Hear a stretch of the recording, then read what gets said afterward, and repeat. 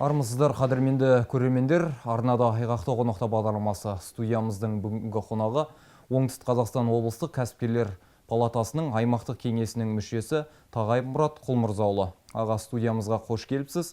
Жалпы мынау 2015 жылдың 27 қаңтарында кәсіпкерлер ұлттық палатасының екінші съезі өткелі отыр екен. Жиналған қауым кәсіпкерлер палатасы туралы, яғни онда жаңа заңды талқылап, өткен жылды қорытындылайды. Білуімше, сіз осы съезге делегат ретінде аттанып бара жатырсыз. Осы орайда сізге алғашқы сауалымды қойғым келіп отыр. Кәсіпкерлер палатасының өңірлік кеңесі дегеніміз не? Мақсаттары мен осы кеңестің қызметтеріне тоқталып өтсеңіз. Рахмет. Жалпы кәсіпкерлер кеңесі туралы айтатын болсақ, жалпы біздің ұлттық кәсіпкерлердің ұлттық палатасының өзінің де құрылғанына елбасының жарлығыменен бір жылдан ғана астам уақыт өтті. Осы жарғысының негізінде 2013 жылы 17 қазанда өзіміздің облысымыздағы аумақтағы 11 аудан менен облыстық маңызды 4 қаланың атынан осы кәсіпкерлерге ары қарай жұмыс атқару үшін бірлесіп осы кәсіпкерлер кеңесінің құрамы 30 кәсіпкерден бекітілген болатын. Бұл кәсіпкерлердің бәрі өз саласындағы әр саланың осы жұмыс басшылары және де осы әр саланың төңірегінде өзінің кәсібін бүгінгі күні біраз дәрежеге көтеріп келе жатқан азаматтар облыс бойынша. Оның төрағасы болып Абасов Қайнар Бегалұлы сайланған болатын. Содан бергі мезгілде біз осы кәсіпкерлер палатасының әкімшілігімен бірлесіп, өзі жалпы атқаратын жұмысымызды бөлістік. Соның негізгі мақсаты біздің кәсіпкерлер, өңірлік кәсіпкерлер кеңесінің негізгі міндеттері осы өңірлік палатаның әкімшілігінің мемлекеттік органдармен және де қоғамдық ұйымдармен және де мемлекеттік емес ұйымдармен, атқарушы билікпен және де халықаралық ұйымдарменен өзара іс-қимыл үрдісіндегі атқарып жатқан жұмыстарына осы кеңес көмектесіп отырады. Және де бұл кеңестің аясында біз осы өңірлік палатаның және де аудандық филиалдары бар. Солардың шеңберінде орталықтағы ұлттық палатаның қабылдап жатқан шешімдерін жүзеге асыру барысындағы осы әкімшілік өңірлік палатаның бақылай отырып, оған да әрдайым өзінің кеңесін беріп көмектесіп отырады. Және де кәсіпкерлерге әрдайым қоғамдық кәсіпкерлермен өңірлік палатаның сарапшыларымен бірлесе отырып, кәсіпкерлерге қоғамдық қабылдаулар жүргізіп отырады. Бұдан басқа да осы кеңестің құзырына кіретін нәрселер өзінің шеңберіндегі жарғыға сәйкес қосымша тағы да басқармалар атқарып отырамыз. Өткен жылы осы өңірлік кеңес қандай жұмыстар атқарды, қандай нәтижеге қол жеткізе білді? Жалпы кәсіпкерлер тарапынан осындай туындаған көптеген мәселелерге ұйытқы бола алдыңыздар ма? Жалпы оны бола алдық деп айтсақ болады. Себебі кәсіпкерлер кеңесінің өзі осы барлық саладағы, әртүрлі саладағы, әртүрлі өзіміздің облыстағы аумақтардан болғандықтан, біз әр кемінде айына бір рет бұл жоспарлы, кезексіз осы кеңестің отырысы ұйымдастырылып отырады. Ол отырысты кеңестің төрағасы шақырып отырады. Сол отырыс барысында біз осы ары қарай кәсіпкерлерге қалай да көмек беруіміз керек. Оны көмегінің ең бірінші мақсатымыз біз өңірлік палатаның әкімшілігіндегі сарапшыларменен олар қабылдап отқан екен, сол сарапшылардың негізінде біз қалай ары қарай жүзеге асырамыз осы мәселелердің бәрін. Соның аясында біз әрдайым осы кеңес барысында біз өзіміздің әр саланың мамандары болғандықтан 30 кәсіпкер өзінің әр саласындағы тікелей сол өңірде айналысып жүргендіктен сол саласындағы тиісті кемшіліктер менен және қолдаулар болады, және де шешілмей, түйінді шешілмей жатқан мәселелердің түйінін шешу үшін өздерін ортаға салып, біз жаңа әкімшілікке тікелей өзіміз ұсынысымызды айтып отырамыз. Соның аясында осы былтырғы жылы біз осы әкімшілік, өңірлік әкімшілік, палата әкімшілігінде 8 салаларға байланысты комитет құрдық. Әр салаға ауыл шаруашылық саласы, өңдеу саласы, жаңағы машина құрылыс саласы, құрылыс басқармасы саласы, транспорттық көлік салалары бойынша осы 7 комитетті құрып, ол комитеттерге төраға сайлап, олардың мүшелерін сол жаңа саладағы кәсіпкерлерді қосымша біз байланысқа шығарып отырып, осыны құрдық. Және де осы кеңестің басқаруыменен тікелей ара қарай өңірлік палатаның әкімшілігін іске асырумен 8 мынау салалық ассоциациялар құрылды осымызда. Олардың барлығы ассоциация дегеніміз жаңағы сала бойынша өздері бірігу, қоғамдық негізде, еркіндік негізде, және де бір мүддеге жұмыс істеу. Құрылыс саласы болсын, ауыл шаруашылығы саласы болсын, мынау бау-бақша саласы болсын, және де мынау тамақ өнеркәсібін өңдеу саласы, химия саласы. Осы салалар бойынша да осы 8 ассоциация құрылып, ары қарай өздерінің жұмыстары. Әрине айта берсек тағы да жұмыстар бар, бірақ біз әлде де алдымызда тағы да қойған үлкен жоспарларымыз бар. Олардың бәрін осы рет-ретіменен біз алдағы да бағыттарды да іске асырамыз деп отырмыз. 2013 жылдан бері жұмыс істей бастаған осы кәсіпкерлер палатасының жалпы құрылымдағы мақсаты да айқын. Жалпы кәсіпкерлердің осы жұмысын оңтайландыру, жаңағы кедергілерді болдырмау осы кәсіпкерлермен бірге. Осы негізде осы өңіріміздегі кәсіпкерлер палатасының жеткен жетістіктері туралы не айта алар едіңіз? Осы құрылған уақыттан бері жалпы өздеріңіз басы қасында жүрсіз, осы жұмыстардың етене араласып жатсыздар. Алдымен айтатынымыз осы ұлттық палатаның қызметі бірінші кезекте мынау кәсіпкерлер құқығын қорғау, әкімшілік кедергілерді болдырмау. Болып жатқан кезде оларды атқарушы билікпенен, мемлекеттік органдармен бірлесе отырып, оңтайлы шешімдерін қабылдау. Және де мынау тарифтерді қалыптастыру кезінде де қазіргі жағдайда коммуналдықтар және мынау қаржының қолжетімділігіне қол жеткізу мәселелерінің негізгі бағыттары осы деп айта аламыз. Бұл бағытта бізде осы палата, өңірлік палатада құқық қорғау кеңесі бар. Ол құқық қорғау кеңесінің құрылған басқаратын, оны өздеріңіз білесіздер, осы республикамызға белгілі үлкен тәжірибедегі заңгер, үлкен қызметтерді атқарған ағамыз Молдияр Оразалыұлы басқарады. Және оның мүшелерінің өзі мәслихат депутаттарынан тұрады. Сондықтан осы кеңестің өзі де үлкен бүгінгі қызметін атқарып келе жатыр деп айтамыз. Және де әкімшілік кедергілерге әрдайым сараптама жасап отыратын өңірлік палатаның ішінде сарапшылар бар. Ол қай бағытта сараптама жасай отырып, олардың әсіресе құрылыс, жер телімін беру мәселесіне келген кезде осы сарапшылардың қызметі өте үлкен. Әрине ол сарапшылар тағы да жаңа біздің өңірлік кеңестің мүшелерінің отырысын шақыра отырып, осыларды баянда отырып, бірлесіп шешімдер қабылдау. Және бұдан да басқа нормативтік қазіргі барлық әкімшіліктердегі болып жатқан атқарушы билік болсын, мемлекеттік басқару органдарында болсын, қабылданып жатқан нормативтік құқықтық актілердің барлығына қатыса отырып, өзінің ұсыныстарын беріп, оларды келісе отырып, ары қарай жаңағы кедергілерді жою мақсаты деп айта аламыз. Тағы бір үлкен қызмет бұл жерде мынау тауар өндірушілердің мақсатын, мүддесін қорғай отыр. Осы бағытта бізде осы тауар өндіруші бүткіл облыстағы тауар өндірушілердің 1500 кәсіпкерден, кәсіпорыннан тұратын базар құрылымы жасақталды. Олардың бүгінгі күні немен шұғылданып жатқаны, қай салада, олардың қаржылай қолжетімділігі, олардың өндірілген өнімнің өз дәрежесінде өткізуі, оларға инфрақұрылымдық басқа да коммуналдық көмектер көрсету, оларға және қызмет жүйелеріндегі тарифтердің бағасы қалай болып жатыр.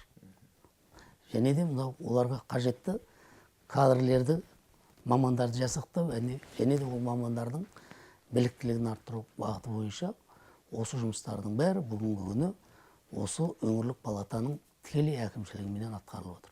Елбасы 2014-тен 2014 жылдан бері мынау кәсіпкерлерді тексеруге мораторий жариялаған болатын. Осыған байланысты кәсіпкерлерге біраз жол ашылды десек болады. Осы тұрғыда енді десе де оңтүстік Қазақстан облысы бойынша мынау кәсіпкерлер палатасына өңірдегі мынау осы ағымдағы жылы 3000-нан астам кәсіпкер жаңағыдай түрлі өзінің өтініштерін айтып, мәселелермен келіпті. Осы тұрғыда сізден сұрағым келіп отыр. Енді кәсіпкерлер көбінесе қандай мәселелерге байланысты осы палатаның қызметіне жүгініп отыр қазіргі таңда? Дұрыс айттыңыз, 3000-нан астам кәсіпкер бүгінгі күні өзінің құқығын қорғау үшін жүгінді. Оның жартысынан астамының мәселесі оң шешілді деп толық айтуға болады.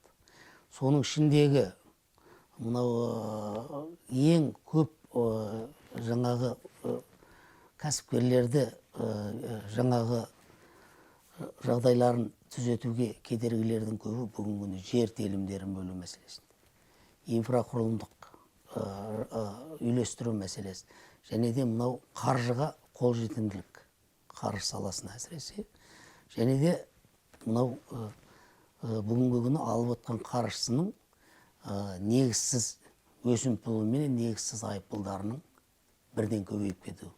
Сонымен қоса осы мынау коммуналдық қызмет көрсету органдарының оларға қызмет көрсету барысындағы тарифтердің негізсіз жоғарылап кетіп отыратыны, осы мәселелер үлкен кәсіпкерлерді толғандырғанын біз байқадық осы қабылдау барысында, және де осы бағытта да үлкен жоспар құрылып, әр бағыт бойынша өңірлік палатаның ішіндегі отырған тікелей сарапшылар бар, бәрі сала-сала. Сол сарапшылар жауаптарын дайындап, ары қарай басқару мемлекетіндегі осы жаңағы құқықты монополист мекемелер бар, солар мұнан тікелей байланысты отырып, әрине оны мынау өңірлік кеңестің отырысында өздері айта отырып, кеңесе отырып, ары қарай осы құқығын қорғау бағдарламаларын іске асыруда. Мұрат Құлмырзаұлы, мынау кезекті бір сауалды қойсам, мынау көбінесе ауылдық жерлерде де мынау кәсіпкерлеріміз бар. Мысалы, шаруашылықпен айналысатын, мынау ұсақты, ірілі-ұсақты шаруалар да көп. Осы кісілер, осы кәсіпкерлер палатасына, мысалы, шағымдану жағынан көбінесе қандай мәселелермен келіп жатыр сіздерге? Мына ауыл шаруашылығы саласындағы кәсіпкерлердің ең бірінші ол кісілерді толғандыратын нәрсе мынау несиенің арзан пайызбенен алуы. Осы қаржыға, несиелік қаржыға арзан пайызбен қолжетімділігі. Екінші, ол несиені өз уақытысында алу. Үшінші дәреже, оларды мынау қысқа мерзім емес, ұзақ мерзімге алу. Осы бағытта, және де ең бір ауыл шаруашылығының кәсіпкерлерін толғандыратын мәселе, мынау кепілдік заттың арзандығы. Оны әсіресе екінші дәрежедегі банктердің есепке алмауы, ауыл шаруашылығындағы өзінің мақсаттағы жері бар, өзінің сол жердегі жаңағы техникасы бар, және де өзінің сол жердегі мынау жеке тұрған тұрғын үйлерінің бәрі оны кепілдікке біріншіден алмауы, екіншіден алған жағдайда да оның бағасы ең төменгі дәрежеде жаңа кепілдік баға шығару. Әрине бұл жөнінен бүгінгі күні бізде мынау Қазагро ұлттық холдингімен Қазагро қаржы акционерлік қоғамының мынау саясаты, агроқаржы ұйымы, осы несиелеу ұйымы, осылардың саясаты мемлекеттік институттардың бүгінгі күні осы ауыл шаруашылығына бетбұрыс жасап келе жатыр. Сондықтан ең ауыл шаруашылығының толғандыратын кәсіпкерлерді осы бағытта болғандықтан кейін мынау біздің орталық ұлттық палатаның да негізгі жұмыстарының бірі осы ауыл шаруашылығына бетбұрысты мынау Қазагро ұлттық жаңа холдинг арқылы барлық қаржылық қолжетімділікті шешу мәселесі ең бірінші бағытта отыр. Өзіңіз айтып өттіңіз, ағымдағы жылы атқарылған жұмыстар аз емес, яғни кәсіпкерлер палатасы құрылғалы бері өзінің жаңағыдай қойылған міндеттерін қалтқысыз орындап келеді. Десе де қалай айта аласыз ба, мынау қазіргі таңда кәсіпкерлер толық толықтай осы палатаның жұмысына сенімді ма? Қалай ойлайсыз? Палатаға өзінің көмек сұрап өтініш білдірген кәсіпкерлердің балы бүгінгі күні сенімді деп айта аламын. Әрине біз әрі қарай әр кәсіпкер, әсіресе біз мынау жеке кәсіпкерлерге палатаның өзінің де әлі түгел жетуге уақыты, қысқа мерзімде уақыт болын жетпеді. Меніңше осының бәрі барып әр кәсіпкер мына палатаның келіп, палатаны бір көріп, оны сенген әр кәсіпкер оған толық уже сезімменен қайталап жатқанда мен өзім тікелей сол азаматтардың арасында кәсіпкерлер жүргендігін толық айта аламын. Енді біздің алдағы мақсатымыз осыны ауылдағы әр жеке кәсіпкер, жеке тұлғаға дейін осы кәсіпкерлік палатаның жұмысын көрсете отырып, оған көмек қолын соза отырып, осыны біз ары қарай ең бірінші жолға қойып бағдарламамызды дамыта отырсақ, меніңше бұның келешегі үлкен деп айта аламын. Толық барлық кәсіпкерлерге толық дәрежеде көмек бере алатынына ол мүмкіндік бар. Әрбір аудан қалаларда осы кәсіпкерлер палатасының өкілдері жұмыс істейді дедіңіз. Жалпы ғимаратпен қамтылуы, жалпы материалдық техникалық база осы тұрғыда жұмыс жасауға толықтай мүмкіндік болып жатыр ма? Осы жағын қалай бағалайсыз? Аз ғана мерзім болды, бір жылдан ғана жаңа үстінде, 1,5 жылға уақытында. Бірақ алайда көп жұмыс атқарылғанның себебі бүгінгі күні толық осы филиалдардың құрамы жасақталды. Және де олар бүгінгі күні әр филиал өз дәрежесінде бүгінгі күні жұмыс істей алатын ғимаратқа қол жеткізді.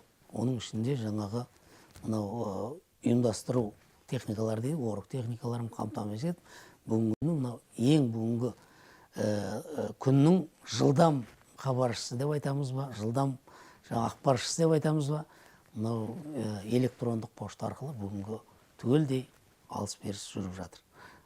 Қалайды, қай дәрежеде, ол кімге қалай бару керек, кімге қандай ақпар беру керек. Ал бұған қосымша бізде биылғы жылғы біздің бағдарламаға жақында ғана өзіміздің кеңестің отырысында енгіздік.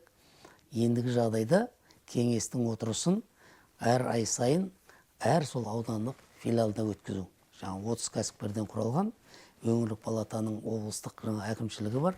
Сол жердегі сарапшылардың, жаңа комитеттің басшыларымен әр айда кезекті отырыстарын осы әр аудандық филиалда өткізсек. Сол жерде өткізе отырып қоғамдық қабылдау жүргізсек деген өзіміздің бағдарламамызды осы жақында ғана бекіттік. Осы тұрғыда меніңше үлкен жұмыстарды атқару керек. Әрине оған қолжетімділік бар. Облыс әкімдігіне қарасты өңірімізде жалпы басқа осы кәсіпкерлік саласымен арнайы басқарма жұмыс істейді. Мынау соңғы жылдары кәсіпкерлерге қызмет көрсету орталығы деген жалпы осы кәсіпкерлердің жұмыс бастауына өздерінің үлестерін қосып келеді. Одан кейін мынау кәсіпкерлер палатасы бар. Жалпы сіздің өзіңіздің жеке пікіріңіз қандай? Осы үш жаңағы біте қайнасқан сала бір-бірінің жұмысын қайталап жатқан жоқ па? Мысалы, қалай түсіндірер едіңіз осы тұрғыда? Әрқайсының бөлек орны бар ма, жоқ әлде бізге жаңаға тұтас бір саланың өзі жеткілікті деп ойлайсыз ба? Сіздің көзқарасыңыз білсек осы тұрғыда. Менің өз жеке пікірім, көзқарасым жалпы бүгінгі күні қайталатын жағдай жоқ. Себебі біз осы кәсіпкерлік палатасы, ұлттық палата құрылмай тұрғанда тікелей кәсіпкерлікті қолдау басқармасымен жұмыс істедік. Менің осы атқарып жатқан біздің өндіріс тікелей сол кезде жалғыз осы жаңағы басқарманың жаңағы бірге байланысыменен жүзеге асты, басқармамен жұмыс істеу. Соның өзінде біз көп жұмыстарды үлгере алмадық. Басқармаға да өзінше лайықты үлкен жұмыстар алдында қойылған. Себебі ол кісі тікелей үкіметтің атқарушы билікпенен сол бағытта. Ал кәсіпкерлік палата жеке әр кәсіпкердің құқығына терең бойлай отырып, әр азаматтың жағдайындағы барлық бақылауды сол жаңағы кәсіпкерлік қолдау басқармасына жетпей жатқан жеріне жетіп отырып, ұсыныс жасап, өзінің пікірін айтып келісіп. Ал енді мынау кәсіпкерлікті қолдау орталықтары, әрине бұл бүгінгі күні үлкен өзінің дәрежесін атқарып жатқанына көзім жетті. Себебі жаңа бастаған кәсіпкер бірінші жұмысты қазір сол жерден бастауға үйренді. Себебі ол жерде тегін мынау бизнес жоспар жасап көмектеседі. Тегін ол жерде мынау кеңес беру жаңағы мамандары жұмыс істейді. Тегін және де мынау алғашқы кездегі сіздің құжаттарыңызды мынау қаржылық қолжетімділікке жеткізу үшін әсіресе мына бүгінгі күні қаржы алу үшін, несиелік қаржы алу үшін үлкен көп құжаттар керек. Солардың бәрін дайындау мәселесінде осы жаңағы кәсіпкерлік қызмет көрсету орталығында өзіндік орны бар. Сондықтан мен ойлаймын, бұл үш барлығы тек кәсіпкер дегенменен өздеріне тиесілі міндеттері бар, және сол міндеттерді бүгінгі күні байланыстырып дәрежесін ары қарай тағы да дамыта түссе, ол тек қана кәсіпкерлердің бұдан ұтатын жағдайы мол мүмкіндік деп айта аламын. Кәсіпкерлер палатасының өңірлік кеңесі өзіңіз мүшелігіндесіз қазір. Жалпы мүшелердің саны қанша қазір кезде? Ол бір қандай да бір шектеу қойылмай ма? Жалпы мүшелікке қабылдауда қандай алғы шарттар бар, осы жағына тоқталсаңыз? Мынау кәсіпкерлік палатаның мүшесі болуына, мынау жарлық бойынша барлық кәсіпкер оның мүшесі бола алады. Ал енді мынау өңірлер бойынша сол жердегі, сол өңірдегі осы кәсіпкерлер саны, кішік кәсіпкерлер саны, орта кәсіпкер және де мынау үлкен кәсіпкерлік саласындағы көлемдегі ауқымға байланысты осы өңірдегі палатаның негізінде мынау кәсіпкерлердің өңірлік кеңесі өзінің шектеулі азаматтарменен сайланады. Соның ең үлкен осы кәсіпкерлік өңірлік кеңес біздің осы облыста. Ол 30 адамнан жоғарыда айтып өттім. 30 азаматтан 30 азамат осы облысымызда 11 ауданменен 4 қала облысымызда солардың өкілдері есебі. Солардағы сол ауданменен осы барлық өңірдегі болып жатқан бүткіл тыныс тіршілікті осы кеңеске әкеліп, кеңестің отырысында өңірлік палатаның әкімшілігі бар, сарапшыларменен осыны әрдайым ұйқастырып, үйлестіріп, оны ұлттық жоғарғы палатаның басқару органдарына жеткізіп отырады, және де соған өзінің ұсыныстарын әрдайым. Осы жылдардың ішінде біз өзіміздің мынау заңнамалық қабылданып жатқан заңнамалық құжаттарға осы біздің облыстың өзінен осы дәрежеде 152 ұсыныс түсіп, ол өзінің жаңағы заңнамалық құжаттарды қабылдау барысында үкіметте болсын, мынау парламентте болсын, мәжілісте болсын, өздерінің жаңағы ұсынысы біздің қабылданғанын айтып өтуге болады. Өзіңізде облысымызға белгілі азаматсыз, кәсіпкерлікпен де айналысасыз. Жалпы осындай іс алға басқан кәсіпкер азамат ретінде, осы кеңестің, өңірлік кеңестің мүшесі ретінде облысымыздағы бизнесті өркендету үшін не істеу қажет деп ойлайсыз? Соңғы 5-6 жыл деп айтайық, 10 жыл деп айтпайық, 5-6 жылдың артқа салып қарасақ, енді біздің бүгінгі осы салада жүргендіктен көзімізбен бүгінгі жағдайда мынау енді әрине тікелей елбасымыздың ұсынысымен, сол кісінің тапсырмасымен, тұңғыш елбасымыз, ұлт көшбасшысы Нұрсұлтан Әбішұлының үкіметтің бүгінгі осы кәсіпкерлікке бетбұрысы үлкен дәрежеде үкіметтің. Және де үкіметпен қоса жергілікті жердегі атқарушы биліктердің де сонымен қатар. Ол күннен күнге бүгінгі күні дамып келе жатыр. Сондықтан бүгінгі күні кәсіпкерлікті бастаймын деген азаматқа, меніңше жаңа жоғарыда өзіңіз айтып өткендей, мынау қызмет көрсету орталығынан бастап, осы өңірлік палата бар, мына кәсіпкерлікті қолдау басқармасы бар әкімшілікте, осы 3 саттан өтіп өтетін азаматтың әрбір азаматқа меніңше түгелдей көмек көрсетуге бүгінгі жағдай бар. Әрине оған біраз жігер керек, қиыншылықтар болу керек, оларға қарауға болмайды деп ойлаймын. Және де қосымша биылғы ең үлкен осы біздің мынау облыста ең алғашқы іске асты, осы жақында ғана өткен осы желтоқсан айында мынау бүткіл облыстағы кәсіпкерлерді облыс әкімдігі облыс кәсіпкерлікті қолдау басқармасымен бірге отырып, осы біздің өңірлік палатада осы кәсіпкерлерді әр номинация бойынша марапаттау, оларға қолдау көрсету, оларды ары қарай да осыған жігерлендіру.